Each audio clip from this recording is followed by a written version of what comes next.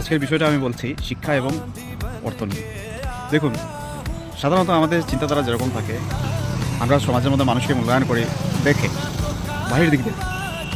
তা বাহির দিক থেকে কোনো মানুষকে মূল্যায়ন করা, সুটবুট কোট লাগানো মানুষ সবসময় যে ভদ্র হবে আর কর্তব্যান হবে তা কিন্তু নয়। এই জগতের মধ্যে, এই সমাজের মধ্যে আমি এমনও মানুষের সঙ্গে মিশেছি যারা সাধারণ সিম্পল গেঞ্জি এবং লুঙ্গি পরে কথা বলেছেন। ওনাদের কথা বুঝতেই পারিনি যে ওনারা আরবপতি। অর্থাৎ আমি আমার জীবনে এরকম মানুষ দেখেছি লুঙ্গি এবং গেঞ্জি লাগিয়ে কোটি কোটি টাকার মালিক।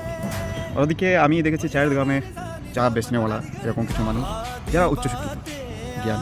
অর্থাৎ আমরা প্রথমত যে ফার্স্ট ইমপ্রেশন হয় দেখে মানুষ জাজ করার, তার কাপড় চোপড় বা তার আননেসেসারি অ্যাটিটিউড দেখে আমরা একটা ইমপ্রেশন মানিয়ে নিই যে ও অত্যন্ত ধনী বা অত্যন্ত শিক্ষিত মানুষ। দুটো অক্ষর যখন ইংলিশে কথা বলে তখন আর কিছু বলারই থাক না, উচ্চশিক্ষিত বলে ধরেন, কিন্তু বাস্তবে এটা নয়।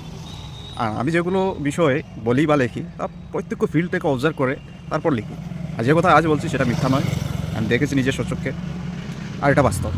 তাই এখানে মোরাল অফ দ্য স্টোরি আমি একটা কথা বলবো যে কোনো মানুষকে বাহিরের দিক দিয়ে প্রথমে ইমপ্রেশন বানানো সঠিক কি তো মনে হয় না, কারণ বাইরের দিক দিয়ে মানুষকে সঠিকভাবে মূল্যায়ন করা যায় না।